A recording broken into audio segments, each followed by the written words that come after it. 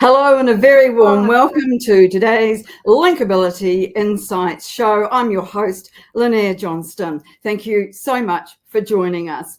Today we're going to be talking about LinkedIn profiles. It's been a while since we looked at this particular topic. Much has changed and we have a lot to talk about. So I've invited my very good friend and Australia's top LinkedIn profile writer, Karen Tisdell, to join me today to discuss all things LinkedIn profiles. Before we get to Karen, though, just a little bit of housekeeping. My team members, Cher and Jilly, are in the comments. Please add your comments. Do tell us where you are today, that you just say hi. We'd love to know where you're from, because we can't tell these days with this new format where people are and who's on the show and watching live. So we do appreciate it when you do say hello to us. Thank you for doing that. And please, of course, add any questions or comments in the chat. We'll be adding those to the stage as Karen and I chat today as well. Also, a shout out to Merrill Cass, who is our master connector extraordinaire. He's the person who tells a lot of people about our events, and so we always appreciate Merrill. He always shows up to our events and is great in the comments at putting in links and making sure that everybody is conversing and having a good time and networking. As I say, please do put your questions and comments in the chat. Also, we'll be inviting people to come on stage and pick Karen's and my brains about profiles. So any questions that you have, hold on to those until we invite you to come on the stage, and then you can join the pair of us. Now, usually I, as you know, start a Linkability Insight show with talk about new features that have been on LinkedIn in the past fortnight. Well, I'm not doing that this week, and that's because there's been hardly anything to talk about. There's been one or two interesting things, but nothing that is going to take me away from talking about LinkedIn profiles today. And so I would like to warmly welcome Karen Tisdell to the stage, and so that she can see. Here she is. Hello, Karen. Whereabouts are you at the moment? I know you're based in Sydney, but you're not there today, right? I am not there today. I am dialing in from my 80-year-old mother's dining room. So I'm in Perth, Western Australia, home of the Whadjuk Noongar people. So, yeah. Fabulous. I don't think we've had anybody on the show from Perth before, either visiting or actually from there. So I am really pleased that you've made the time to talk to us, because it's a little earlier in Perth than it is here in New Zealand. And so you probably had to get up a little earlier than might have been really what you wanted. Very early this morning. Yeah, very early this morning. But I am so lucky growing up here. It's literally 10 minutes from the beach, so it's amazing. And fun fact, it's the furthest city from any other city in the world. I used to be a Trivial Pursuit question. So yes, so very isolated over here in Perth. So great to see where everybody. Really, really lovely city. I've only been there once and I thought it was really gorgeous. So thank you for making time to join us today. Now, as I say, I consider you LinkedIn top profile writer in Australia. So you have a lot of experience. You've been doing this a long time, a lot longer than I have. You and I met in person a couple of years ago when you came to New Zealand on holiday with your family, and we had a great time. It was just like catching up with an old friend. It was really neat. And so I do hope you're going to come back again, and so we can have a repeat lunch, because it was really lots of fun. It was fantastic to see you. I love that we both turned up with our hats on. So it was really, yeah.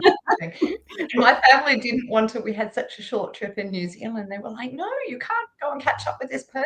Spend time with us. And I was like, no, I'm leaving you all skiing. I'm going. And as you said, I would have skied to see you. I think you drove 4.5 hours and I drove like 3 or something just to we met in the middle, and that's what, and you and I have always been great co-operators, right? So we do the same work in different countries, and so we're not competitors, and we work collaboratively together. You've mentioned me on so many shows that you've been on, and I always appreciate the support, Karen. So it's great to have you here today on my show, and thank thank you for coming. So let's talk about LinkedIn profiles, right? Now, you have a particular lens that you look through for profiles. In other words, you have particular market niche people that you work with. Tell us about those first of all. Who are your prime clients for your LinkedIn profiles?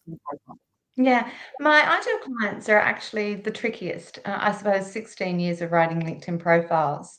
I really love it when I have clients who have multiple audiences and multiple objectives and non-linear careers. So my ideal clients are typically people who sit on boards. And actually, I've recently been writing LinkedIn profiles for people in America. So I know somebody out, Lynette. Yes, I failed to mention that to you. So but it's really board members, because I love working with board members, because often, they sit on a few different boards in a few different industries. They've often started their career as an accountant, but then they've moved into HR and operations, and then they've become CEO, and now they're sitting on a couple of boards, and they can't really work out what their unique value proposition is.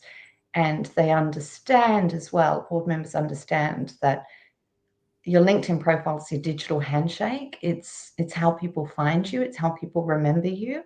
So I don't have to sort of say, there's no selling involved, which I really like, and they just get it. But what they don't get is how to communicate themselves, because it can be really hard. So it's my niche, and your niche is very much business owners, isn't it? And you deal with all different industries in that, don't you, Lynette? Yes, and I'm like you. I work with people all around the world. I'm working with some people in the Caribbean at the moment. That's really interesting.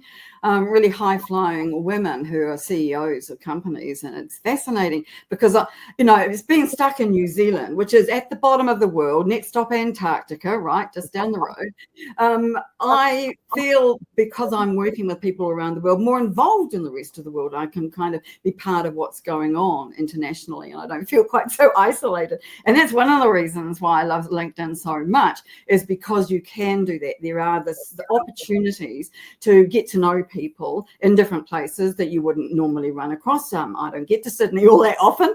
And so consequently, you and I would never meet probably in real life unless you make the effort to come to New Zealand. It's surprising how many people do. I think that people don't recognize that is one of the main opportunities that there are on LinkedIn. And also, I don't know that they necessarily see their profiles as being the linchpin of everything that they do on LinkedIn, right? And so everything that you do, no matter what you are doing, whether you are commenting on a post, putting up a post, sending somebody a connection invite, they will look at your LinkedIn profile. If you Google your name, or someone else Googles your name, your LinkedIn profile is going to come up in the first few search results. And I don't think that many people, or enough people, let me say that, understand the importance of having a really compelling LinkedIn profile. And I'd love to hear what you think about that. Do you think that enough people do understand this? Or am I on the right track, that there are a lot of profiles out there that could do with a little bit of work, Karen? Yeah, there's a couple of questions in there. I think it's really interesting, and I'd love to hear what people in the audience are thinking. And I noticed we've got I'm going to mispronounce his last name, Roy Kowalski. Cool. Yeah. Thank you. So, he's a big LinkedIn royalty, really. So he plays pretty big on LinkedIn. So I'd love to know what others in the audience think. But I feel like LinkedIn, and I know this sounds very cynical, but I feel like LinkedIn's perpetuating a lie, in that I feel that since 2016, when we had a mass exodus of people from what was then Facebook to LinkedIn, and people were using Facebook to promote their business through creating content. And they came to LinkedIn and thought, when there was the Gary V and all those others who were like, oh, you can create content, you can be seen. And so I think LinkedIn really jumped on that. And now I think you've got TikTok, you've got a lot of Instagram users who are migrating from Instagram to LinkedIn, and they still have the same idea in their head that it's all about content, all about content. If I build content, people will see me. And yet when we scroll through the feed, all we see is people we know and adverts, a lot of adverts. So it starts with meeting people, right? It starts with reaching out and connecting with people. And when you do that, people look at your LinkedIn profile. Do I want to connect with you or do I not? So it doesn't start with content. I think it starts with your profile and with those relationships. And I think LinkedIn are perpetuating this idea that it's all about content to sell adverts. So I think people are misunderstanding how LinkedIn works and the importance of that profile. But I'd love to know what everybody else thinks and what you think, Lynette. Well, I agree with you. I think there's a misconception that you can get visibility through content. You could back then in the good old days, Karen, but you can't anymore. And in fact, for most of this year, I have really changed my stance on posting in terms of what I recommend to people.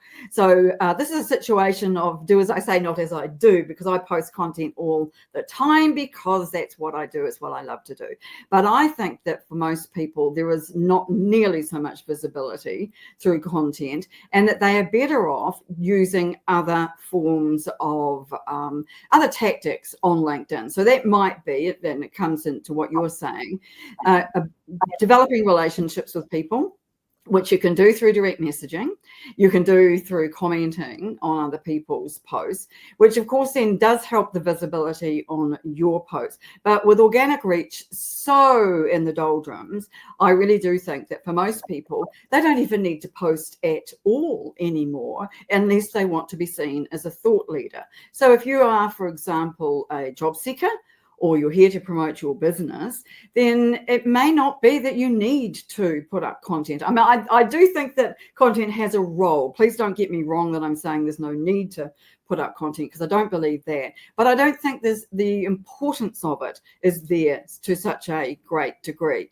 And the whole video idea, which I think is great, and I want to talk to you about videos for profiles. I think the whole idea we're putting all the attention onto video isn't helping that whole concept that you're talking about, that LinkedIn is pushing, that it's all about the content, right? So let's start with the video and talk about that on LinkedIn profiles, which is really jumping in the deep end. And I absolutely get that. But we have established that a good LinkedIn profile is important. So let's move on from there and talk about video. Now, I was a bit of a late adopter to video. I had a real mindset issue with it. I didn't like doing it. I didn't like seeing myself on video. But I just pushed through that and did it anyway. So my videos are pretty straightforward. I stand in front of my camera, which is my phone, and I talk.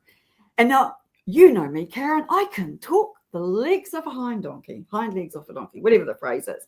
And so I don't find that too difficult. What I do find difficult is being coherent and talking for 1 to 2 minutes without making any errors, without falling over my words. And I'm very good at starting every sentence with now. But I've just gone right on through and said to myself, if people want to watch my videos because I've got something to say and they need to hear it, I'm just going to do it anyway. So I've moved on from not doing videos to doing videos. But those are content videos. And I want to talk to you about videos for your profile, because we used to be able to have a profile video right that sat behind our profile photo, and LinkedIn got rid of that. So what alternatives have we got now for video on our profiles? And what are you recommending? I don't have it right now on my profile, but I typically have a video, and most of my clients, most of my former clients in the business space who run businesses, I don't think I've got any of my board members have actually created a video for their profile yet. But I really love having a video which talks about who I am and who I'm for. And in the marketer John Jantz, the idea of having a video that actually talks about who you're not for, because I think on LinkedIn people are so used to being sold to, they're so used to almost a predatory approach, that I think when you have a video that you put in your featured section, I'm so tired of seeing posts in the featured section, and you have a video that sits in the featured section that says, this is what we do, this is who we are not for. I think you get a really great buy-in, because people want to look at your profile and get a sense of who you are. I like that idea. And I've never thought of that, a video about who we are not for. I have a welcome video that I send to new connections, particularly people who reach out to me and talks about the resources that I have and a bit about what I do. It's only 30 seconds long. It's nice and friendly. It's low key. It's not trying to sell anything. And that really gets a good response from people. And you can send a video to a new connection once you've actually connected. You can't do it on your invite message, obviously, but you can when you're connected to them, and you can do it from the app or from the desktop. And people seem to really like that because they can see you. Up until that point, you're just a photo on a profile, right?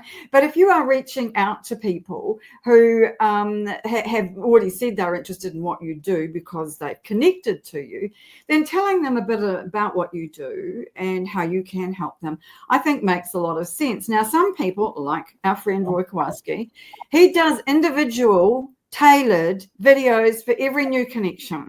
Now, I mean, it's a huge amount of work. I don't think he sleeps actually, but and that is an amazing thing to do, to be able to send those personalized videos, and those are hugely effective. You can imagine it, right? To receive a video that says, "Hey, Karen, nice to meet you. Thanks for joining my network, etc. And this is what I do." I just think that's really, really clever, but it's very time consuming. So what I've done is just created a short video that I just send to people who've connected with me. And as I say, I think that works really well. So I have the same video in my featured section, just like you were talking about, because I think that makes a lot of sense. And I've also added videos to my services section. Yeah. And I'd be interested to hear what you think about the services section, because, of course, last year that was moved. And back up, or it was moved actually from where it was hiding. It was moved out to the front. So right between your about section and your featured section. And the advantage of videos there is that you don't have to have them hosted anywhere else. They can be native. So you can just dig them up, put them on from your files onto the services section. So I have 4 videos there. They're all the same. Well, not the same. They look the same. So they're consistent. Each talking about a different service I offer. And the only problem I have with those is I have no idea how many people look at them, because there are no metrics on the back of that, right? But it does give people an opportunity to be able to see what I do. And I can also send people to that if I want to. If people have inquired, then I can say, this is what I do, and here's the really short video about it. So let me ask you about the services section, which works better for people who have a premium account, because you can have much more showing on the front page there. Do you think that people need to be paying more attention to the services section, or am I a bit of an outlier on this one? Because I think it's a great place to put some extra stuff. I think it's a great place to put extra stuff, but not everybody has extra stuff. So a lot of my clients have only got a couple of pieces of media. This is a picture of me on a panel, and this is perhaps an article that I've had in the Australian Fin Review. So there's only 2 pieces of media. So they don't need a services section, even if they've got a consulting business on the side, because they just don't have enough media. Yes. However, I've had some clients who've been very prolific, and they've been, look, I can only have 3 pieces on desktop showing in the featured section, and I've got all these articles, and they're all in all these amazing places, and I've done so much thought leadership work, and I don't want to just talk about how amazing I am. I want to show people. So show, not tell. And how can I do that? And I've gone, oh, we can have a services page. So I think services are great if you have media. I don't think it's a blanket good for everyone. I know a couple of people took down their services page because they were getting so much annoying sort of requests for public speaking and things like that. But that's just completely dried up now, hasn't it? Are you getting any requests for services? But I've also turned that feature off, so I don't get annoyed by those. I wasn't getting those kind of inquiries. I was getting inquiries from people wanting me to buy their services. So, which is not what it's for, right? It's the other way around, which is a bit of a pity, I have to say. But I do like the fact that you can put the videos there. And I think that Stephen's got a really good question for us about whether videos would work for frequent flyers. I have no idea. Karen, what do you? Stephen is a jet lag man, so he tells people how to overcome jet lag. So, which is why his frequent flyer audience is important. So, do you think videos would work for for them. I can just imagine I those people looking really terrible. totally need to follow you, Stephen. So I was going to fly out at midday Sunday from Perth back to Sydney, which is my favourite time to fly. So it's not rushed in the morning, and I get in at a decent hour. But I'm actually doing what we call in Perth the red eye special. So I'm flying out at midnight tonight. So I'm so going to be suffering from jet lag. I think it will, because I think a lot of frequent flyers do fly on aeroplanes that have the internet. So I think they're watching videos. I think they're scrolling. So I think videos could actually be a really good medium for you. People who fly a lot tend not to fly with cheap flights, I think. That makes a lot of sense to me. Could I ask you, this is kind of related to the services section, but also to recommendations, because I want to find out from you how important you think recommendations are. I know they sit at the bottom of our profiles. If you have premium, you can add individual recommendations that might not be visible at the bottom of your profile to your featured section. And you can also now have reviews in your services section, the most recent one of which will display above the featured section if you have premium. So how important do you think it is to have recommendations firstly, and secondly, recommendations and reviews? I'd love to know what you think, but I'm a massive fan of recommendations. I haven't been very proactive recently, but I just follow John Esperian's model of, when I'm invoicing people or I'm at a certain stage of work, just saying, I'd love it if you could recommend me. And I don't send that please recommend me. I don't do it through that formal prompt thing that LinkedIn asks. Instead, I literally say, could you please follow me? And I send them the link that will take them straight to writing a LinkedIn recommendation. And I like it because I feel that if you're a business, you can cut some of your recommendations. You can snip them into proposals and things like that.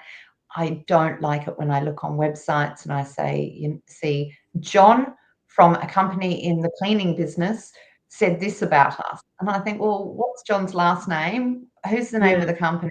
Did you write that yourself? So I like to see a photo. I like that they're verified. I like that I can say, when you're looking at my LinkedIn profiles and when you're looking at my LinkedIn recommendations, you can click on those people's profiles and go, oh, I can see now what Karen's work looks like. So I love that it's real, it's verified. And for a lot of board members, some of them are looking for roles and things like that, of course.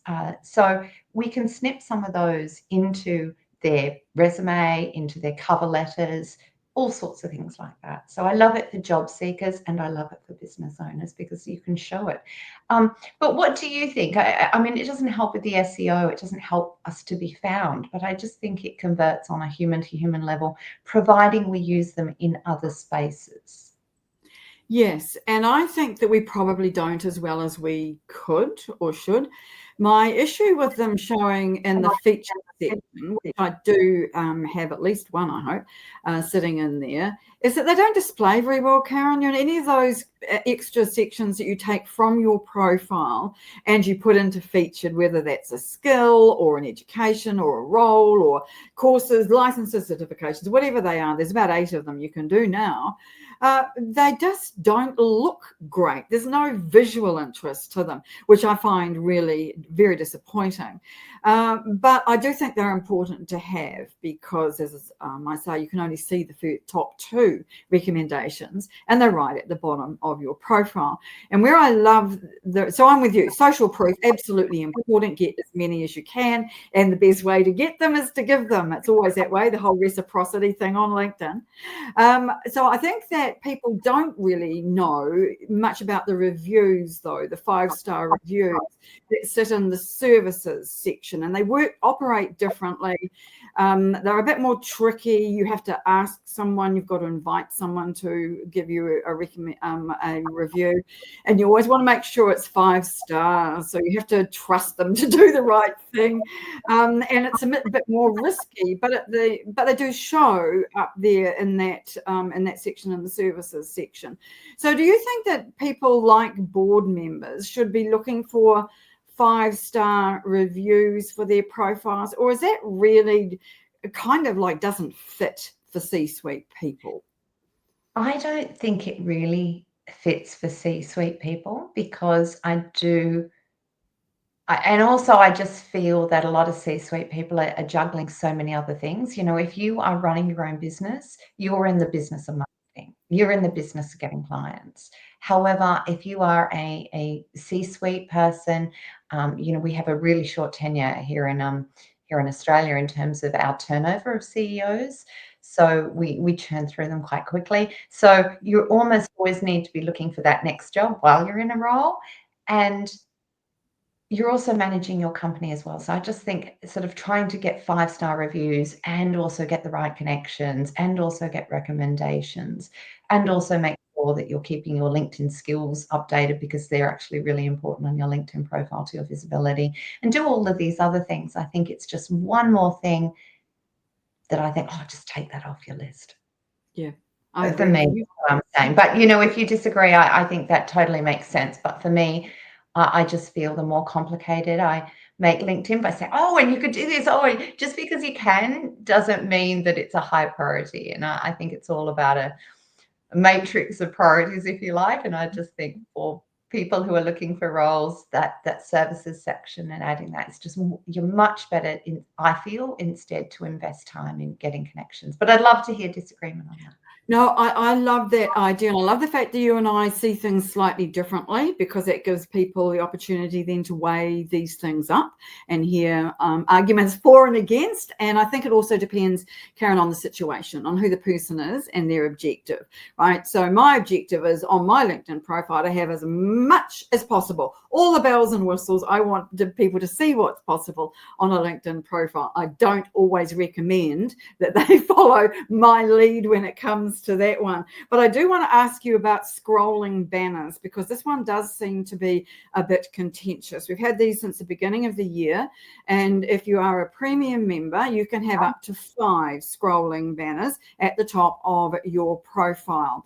But some people have said, and I think this is probably quite a valid point, that having 5 is way too many. It's too complicated. They fly by far too quickly. So the banners can be too complex, and they're better off to have just 2, maybe 3 that give more impact and repeat more quickly. I'd love to hear your thoughts on scrolling banners. I'd love to hear yours. What do you think? I've got 5, and I think I've overdone it, to be honest. I think I've got too many. But they are very hard to get right. It sounds very simple, doesn't it, to put up a banner or more than one banner, but they're very difficult to get right, to get everything in the right place so they're visible on both the desktop and on mobile, and also to make sure you don't put the text in somewhere where it can't be seen, either behind your profile photo or behind the little lines at the bottom on the right-hand side, which tell you which number of the images you're up to, and stop it. So I'm on the fence, Karen, about this, to be fair. I'm totally on the fence as well. I feel like lots of banners can look a bit tacky. I feel like it can look tacky. There's one person who's done it really well, and I think maybe we could all take our lead from her, and that's Leah Mether, my client Leah Mether. So it's LeahMether. She'll wonder why everybody's looking at her. So she's written a couple of books, and it's just really simple, and I really love what we've done with her banner, or my graphic designer's done with her banner. But I'm not very good at all of that visual stuff, but I think often they can look quite tacky and they move quite quickly. I think it's really important to have a banner, but I'm also sitting on the fence. And Linnea, it bothers me so much that so many large corporations, like huge international corporations, have banners that are not designed for mobile. What's going on there? Have you seen Aon's? I mean, I'm sorry, but if anybody is in the marketing department of Aon, seriously, half those words are covered over by somebody's head. And I see plans and things coming out of people's head, and it just have a look on mobile, people. Sorry to be such a Karen, but seriously, what's going on with that? I'm a bit feisty this morning. I think the difficulty is that people don't realise that the dimensions change. You can only put up one size of a banner, but it looks different from desktop and to mobile. But I think it's around 70% of people are now looking at LinkedIn from their mobiles. So why wouldn't you be optimizing your banner for mobile? It makes no sense to me. But a lot of people just don't think these things through. This is our job, Karen. So you and I really care about these details, right? But I think a lot of people, they just go, oh, stick a banner up. And they don't realize the impact a banner has. It can be the difference between, I'm going to have a look at this person's profile. They look really interesting, to flick next. Was it flick left or flick right when it's on Tinder? I've got no idea. Anyway, but whatever it is, they just move on to the next person because the banner doesn't tell people who they are and what they do. So I think a banner is really important, no matter what you do on LinkedIn, that it is super important. And I'm not you, I'm no designer either, but isn't it good that we've got people who do have great design flair and can help us and our clients to be able to do that. All right, I want to invite people in the audience to come on stage if they would like to. There'll be a link in the chat for you to be able to do that. And in the meantime, Karen and I are going to continue, and we're going to start next with... Can I just stop you for a minute? One tiny minute. Have you seen Michael's comment? Moving banners are so mid-1990s. I love that, Michael. Sorry, I just had to say good comment. Absolutely. I haven't seen that. No. Sorry. Well done, Michael. Thank you for adding that. So I want to ask about the thorny question that everybody is talking about, and that is AI on LinkedIn. So I think we'll just talk about AI as far as profiles are concerned. Otherwise, we really should have scheduled this for 2 hours and you'd need to get a later flight. So I think that we should just talk about AI for profiles, which is something that LinkedIn offers as part of the premium service. And I would like to know what your thoughts are, A, about that, and B, about using AI to write your LinkedIn profile. Yeah, it's interesting, isn't it? I've got so many opinions, so I'll try and keep it brief. I think it's wonderful that everybody has a writer in their pocket now. I did find it a little bit hard, of course. My ego got in the way. Oh, but I'm a writer. Why did I do that year-long editing course and everything? But anyway, moving on from that, I think it's really great that everybody has a writer in their pocket. However, with everybody having a writer in their pocket and so many people using AI to write their about profiles, I'm just seeing profiles that are beautifully written, but they all look bland. And I'm seeing a massive increase, which I posted about a while ago, on profiles being written in the third person, talking about yourself like you're not yourself. And that's because most of my audience are board members. So they're talking about themselves like they're not themselves, thinking that they look impressive. And I just feel that's really misreading the politics and the polarization that's existing in all of our societies all over the world right now. We've got such rising distrust. We've got such a feeling of dissonance and disconnection. And then people are talking about themselves like they're not themselves, and they want to build trust with their audience. It just seems insane to me. So I just feel that AI can be a great tool, but I feel that everybody, and I know it's a bold statement, but I feel like everybody's using the wrong prompts. Your thoughts? Yes, I absolutely agree. And I have a wee story about this. I decided at the weekend I was going to ask it to create an engagement plan, or a prompt really, for my Linkability members that would help them to get some really good results from AI about how to comment really well on other people's posts. A bit outside the topic we're talking about today, but even so, the example stands. And when it all went well, it came up with all the questions, gave it all the answers, and we got something that was really good as a result. Great prompt that I could share with people. When I ran the prompt, Karen, the results that I got in terms of its recommendations of what I should be doing in terms of commenting or engaging on other people's posts were wrong. They were misleading. They were written in marketing jargon that I had absolutely no idea what it was all about. And I realized that the information about LinkedIn that it has been trained on must be erroneous. It must be very low level and not at the kind of quality that yours and my clients expect from us. So I dumped that because I just did not want for LinkedIn, for AI to be recommending to my Linkability members content or ideas that I did not agree with, that were not good enough, and I did not think were right. And so I think there's some real dangers here in using AI for our LinkedIn if we don't know that hallucinations exist. In other words, it makes things up, and that it doesn't necessarily write it in the way that you and I, as LinkedIn experts, know it should be done. And that's a mistake I think that I'm going to be, you and I are both seeing a lot more of these days. So sure, people can write their own LinkedIn profile about section using AI, but it's not going to be very good. Yeah, it's not going to be very good. So it'll tidy up your grammar, which I think can be very reassuring for people that, oh, I haven't made a mistake publicly with my grammar, but it's missing that connection. It's missing that, what one of my clients called soul, it's missing knowing who you are and what your attributes are. And I have seen a couple of examples where you've got lovely metaphors in about sections, but it's not a metaphor that's meaningful to that person. I love how videos that you do on the weekend, you talk about LinkedIn and a metaphor with gardening because you're a passionate gardener. And so that builds my connection with you and who you are, because you use gardening metaphors, which is just so on brand, right?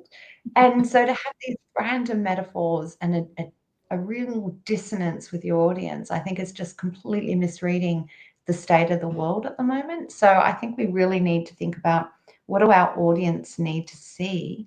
And while very senior people, board members and executives may think that they need to look impressive, they also need to have a connection.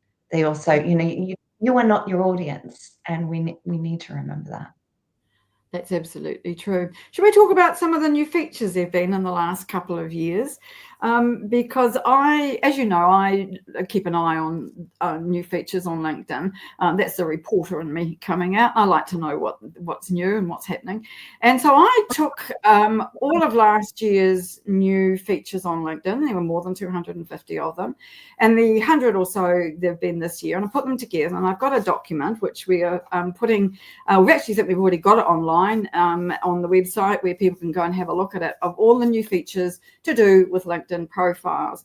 And there's the ones that I thought are worthy of talking about. They number more than we've got time for today, but I do want to run a couple of these by you. And so the first one we've already covered. Oh, I know. One of the things that I think is most important is the changes to the external link buttons in our LinkedIn profile intros. So Premier members can choose a button that might say visit my website, view my portfolio, book an appointment, etc. But a little higher up is another button that you can add in with some display text, which could be a call to action. It's in blue and it's a direct link.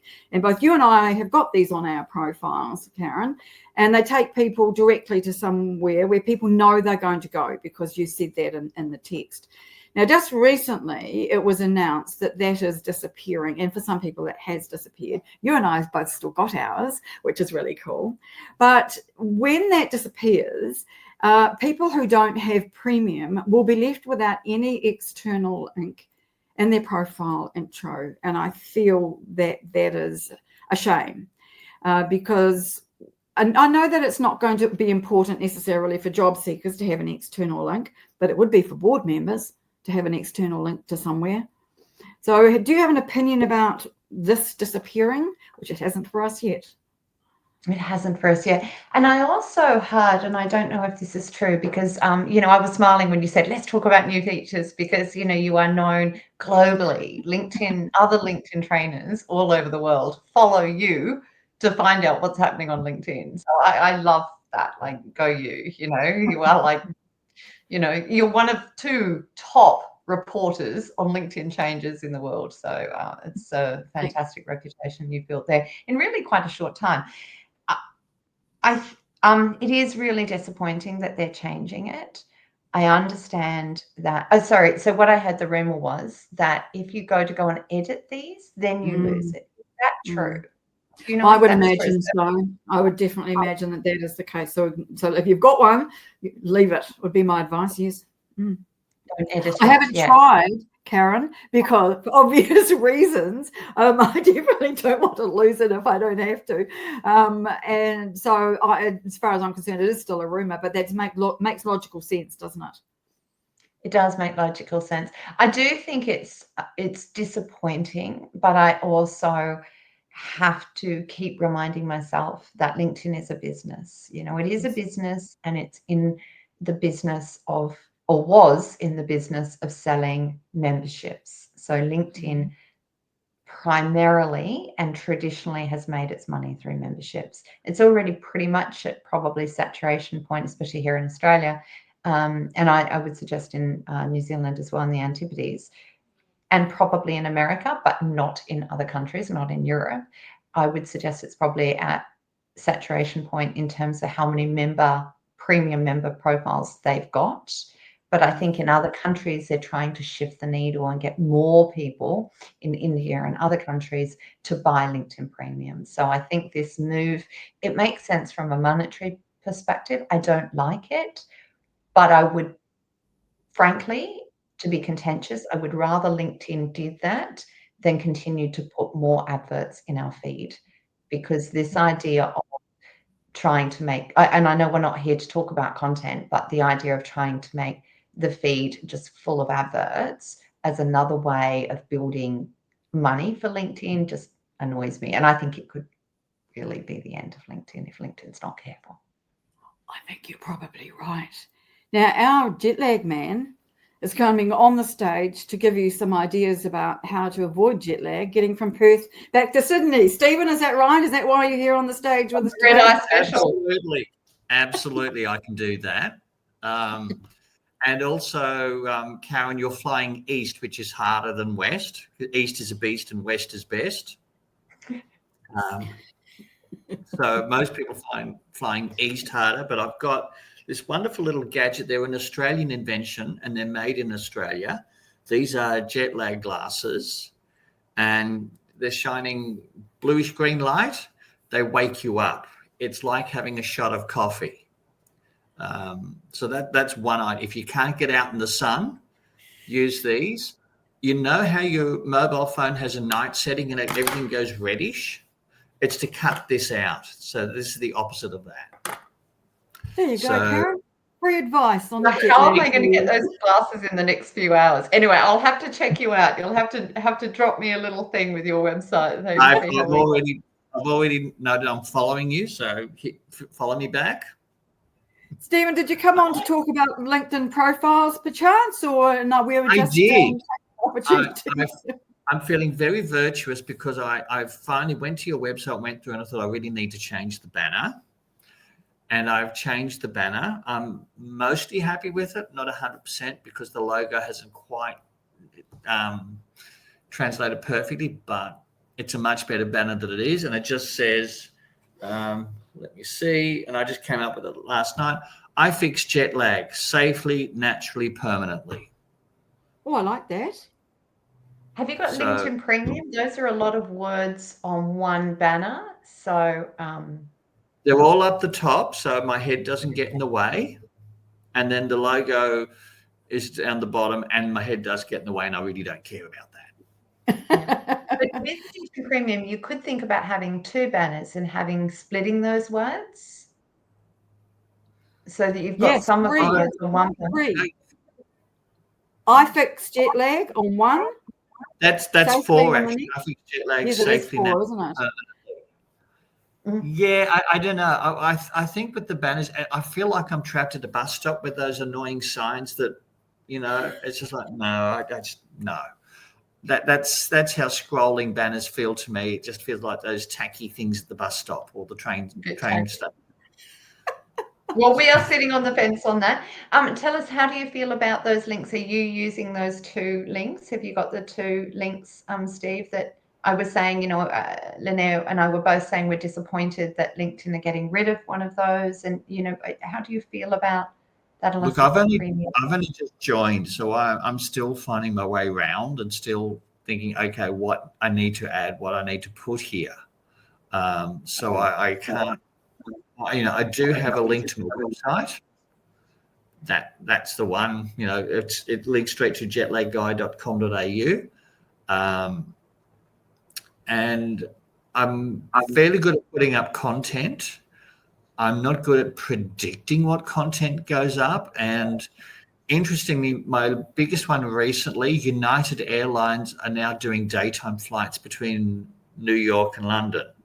And for the same reason that, I like to fly at about 11 a.m. roughly. I don't have to rush in the morning and I don't have a red eye. I just don't want to do that.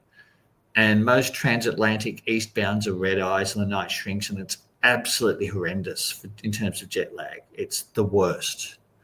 But I posted that, and that one's touched a nerve.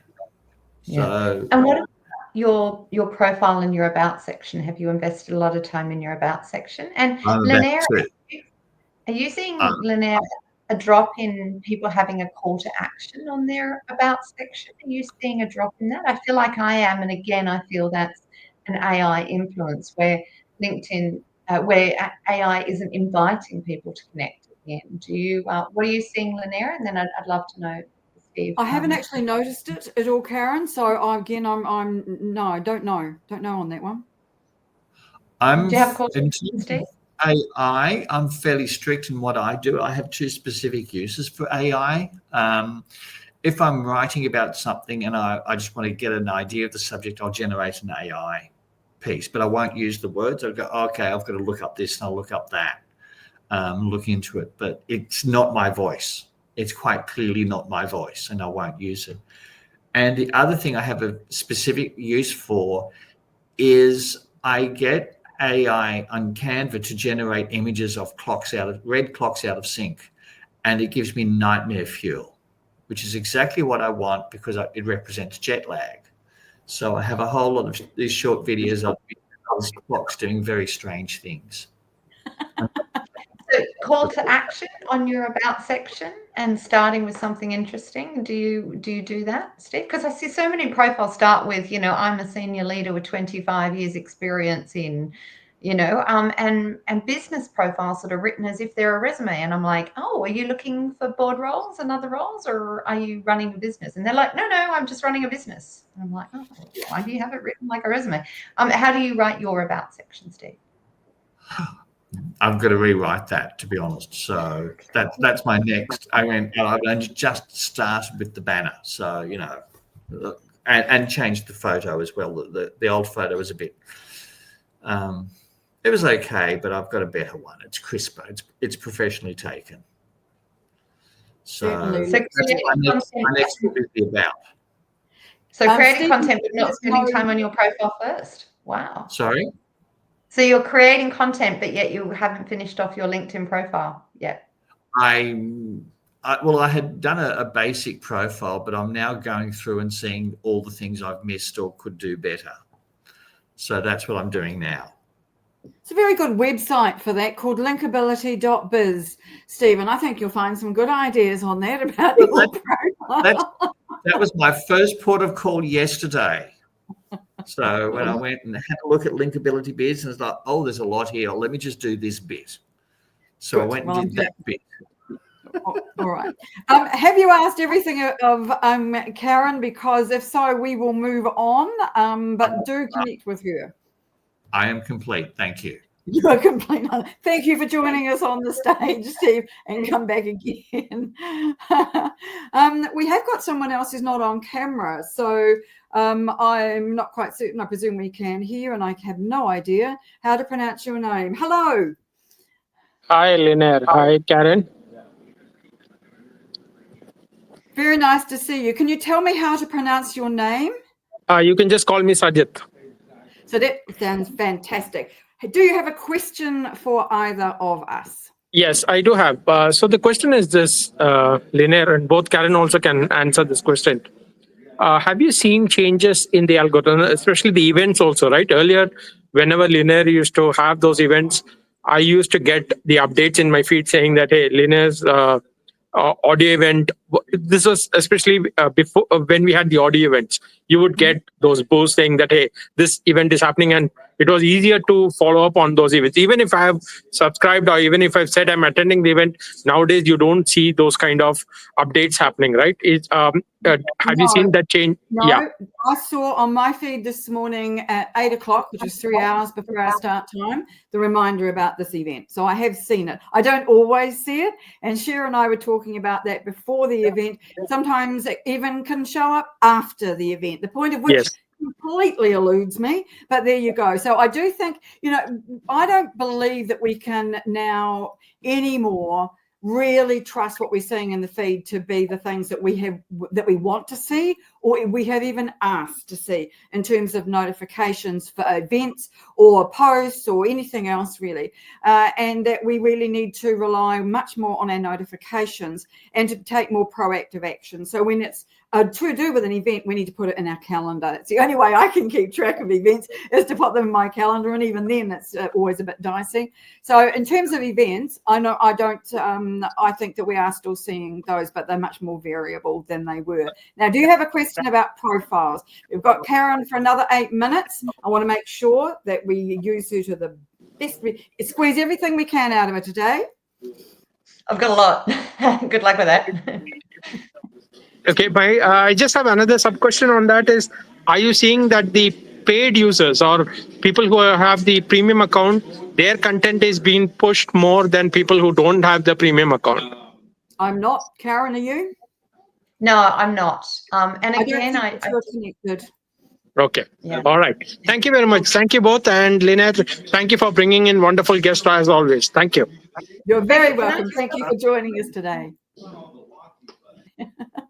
Karen, I want to ask you before you have to rush off, with or without your jet lag glasses, about skills. You did mention it earlier on, and I think it's a really important thing for people to think about.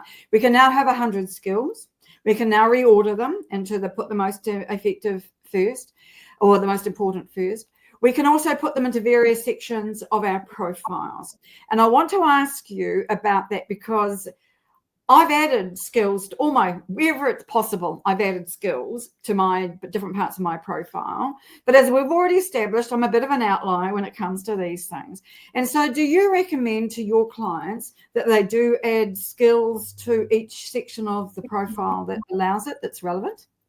Yes, absolutely. And I was doing this even when I was working with business clients because while most of us, I would actually say all of us don't like skills. I think all of us eye roll at the fact that, you've got to add skills, and then should I be asking people to endorse my skills? And I'm like, no, don't bother. Get recommendations, but don't ask for endorsements or skills.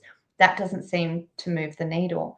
People don't like skills, but LinkedIn likes them. LinkedIn has spent a lot of money in moving it from 50 to 100, in allowing us to reorder our skills and allowing us to, and encouraging us to assign skills to each one of our roles.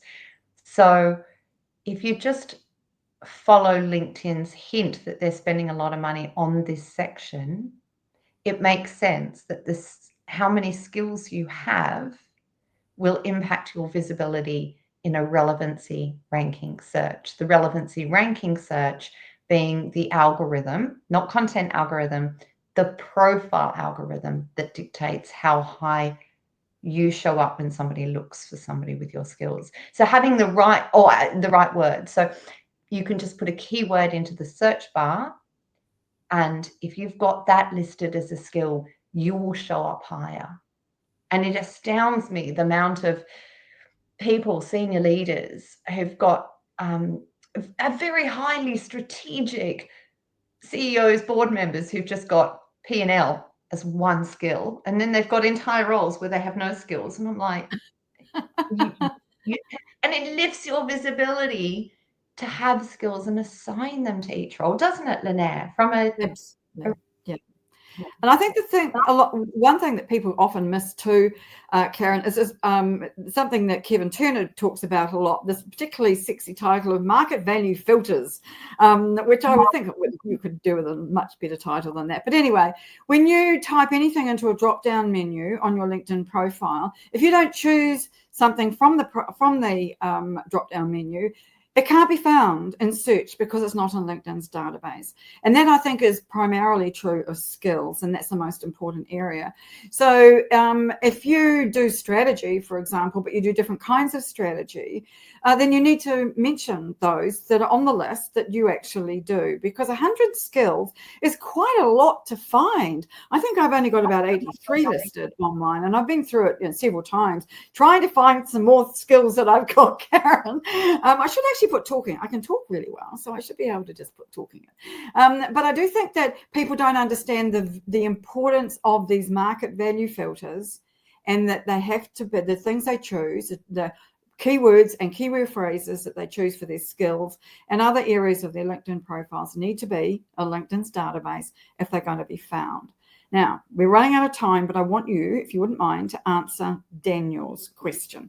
He's one of our valued Linkability members, and he wants to know what you think about the headline of your profile. And we've not touched on this, and I absolutely think that we should. So I shall let you talk about headlines. And he's talking about it with banners. So let's talk about that. Yeah, so I don't feel that it should be linked to the banner. I feel that people have short attention spans, and when they're looking at your banner, they're literally looking at the image. And if you've got just a couple of words there, that's great, but I don't think you should have too many. To Steve, our flight guys, just, less is better, I feel, and have something that's a visual image. The headline section, I do hear LinkedIn trainers say that it's really important to have keywords in your headline because that impacts your visibility in a search. And now that's not true. And it hasn't been true for a while. It used to be true, but it's not now. Other parts of your LinkedIn profile dictate your visibility. However, keywords in your headline help the human to understand what it is you do. So you can have something very cute and clever there.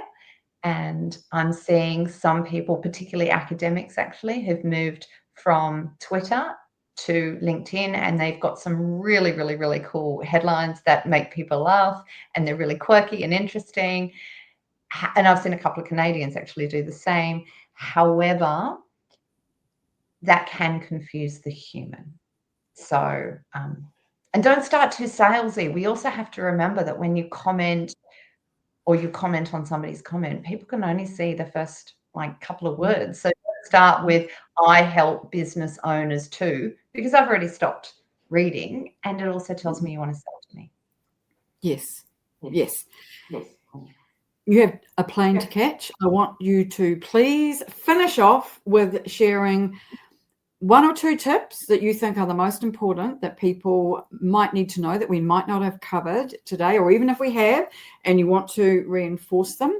And also, I want people to know whether they can connect with you or whether they should be following you on LinkedIn. You've got a great network. So how can people find you on LinkedIn, as if they didn't know? But so connecting or follow for you, and leave us with a couple of final tips or ideas. Yes, I think one of your guests earlier said, I've followed you, if you can follow me back. Don't follow. This is not Twitter. LinkedIn's, would you like to follow? And people will follow back. It's a really low opt-in to have people follow you.